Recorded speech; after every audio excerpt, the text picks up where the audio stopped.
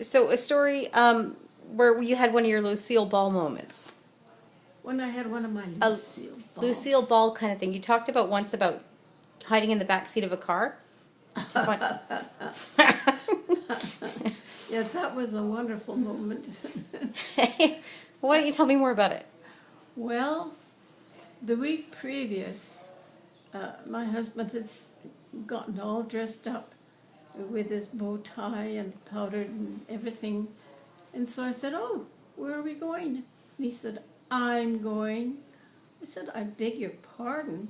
You don't go anywhere without your wife in this country, and you wanted to be Canadian. We're going together, or else." I said, "I won't be here when you get back." So anyway, he went anyway, and I thought, well, I can't let him call my bluff. So I phoned a friend whose husband was the president of the Sons of Norway, and she said, "Come with us tonight." So that's what I did after I'd appropriately taken care of Karen and her babysitter. So he'd left the tricycle at the back door to make sure he heard me when I came in. Well, it was a wonderful concert that there happened to be, and I thought for sure he would be there, but he wasn't. And his friends all said, "Oh, well, where's Vera tonight?" And I said, "Well, he's on business." I didn't say what kind of business. I felt like saying monkey business. Anyway, he asked me where I had been, and I said, "Well, you left first. You tell me where you've been, and then I'll tell you where I've been." Wouldn't do that. So this particular night, I thought, I am not going to. This particular night, the same thing happened, and I decided I am not going to allow this to happen. I got so terribly furious, which of course is a sin, but I was very angry. I had just bought a new dress, which was a house dress, and I washed my hair, and it was sticking out all over because it was a new perm, and I didn't care what happened. I grabbed my coat and I ran outside after the babysitter had been chosen, and went to the back seat of the car and lay down in the back seat of the car and waited with my brown overcoat over me, which my mother had given me. So he got into the car and started whispering a name. I don't know what name it was. And we went and we stopped at the gas station where I was sure I'd get caught, because the fellow cleaned every window instead of just the front. He went all the way around the car, and I thought he's going to spot me, but he didn't. And we went round and round and round, and I thought, where on earth are we going? Well, it turned out it was the British Properties. So I still didn't have a clue what this was, but there were a lot of cars there, and so he parked, and I waited an appropriate time and poked my head over the top and saw him get in. And then there were a couple of ladies next to me who were going to go in, so I thought, well, I'll go in with them. So I went in with them, and it turned out to be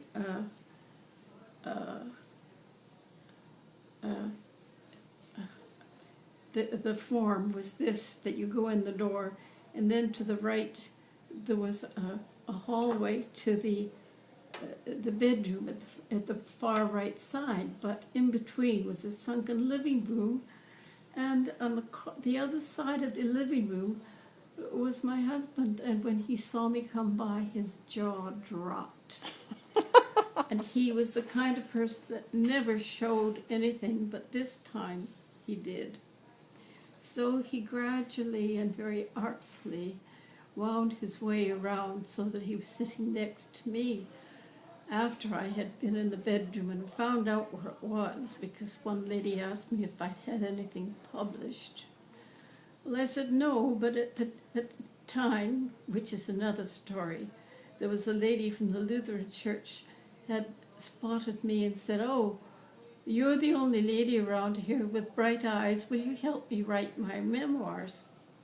So anyway, I had been going to her home in Deep Cove for quite a few months, and we had sent articles to the Reader's Digest to be published. So there's the story. I felt that I belonged to the group. So that was delightful. We had spent a delightful evening. There were actors. There was a prize-winning writer. There were artists, Mildred Valley Thornton, that used to go with her twin boys to the wilderness and paint pictures of Indian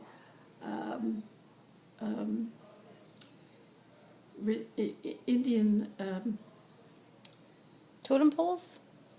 stories. No, they had ceremonies, that's right, ceremonies. She used to do that. She didn't do portraits so much, but she did that. So I got to know her quite well later. Well, and also the president was he was a well-known writer, and the lady whose home it was Mrs. Ashkenazi. And most people will know that Ashkenazi is a form of Jewish people that lived more in the European area, and the Sephardic are more Oriental. Well, she had given her home, and she had also apparently freed a Jewish orchestra before Hitler got hold of them in Austria. And she had done a lot to help the Jews. So anyway, this was to be the beginning meeting of the Canadian Authors Association, and the president was giving courses in writing to those who wanted it. So I signed up for that. And the refreshments were delicious. There was white wine. I think it must have been maybe it was a Jewish wine, and